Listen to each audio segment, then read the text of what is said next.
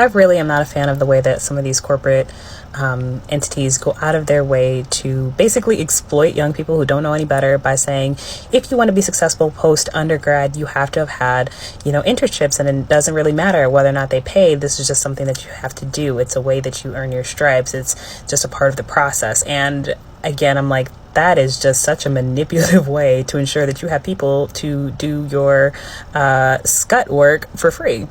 It makes me so sad reading posts like this, or even remembering back to when I was undergrad and thinking about all of the free work that people got out of me, and I still had absolutely nothing to show for it afterwards.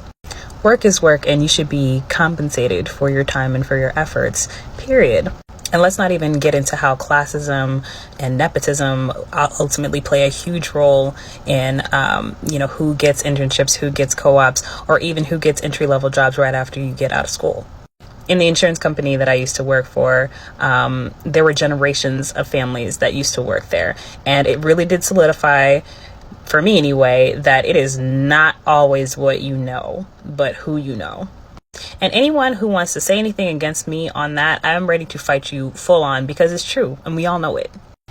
My suggestion to you is networking. That is honestly the only way that you are going to get a job in most places. Again, it is not always about you being the smartest person in the room, but being friends with important people who have the power to make decisions on your behalf.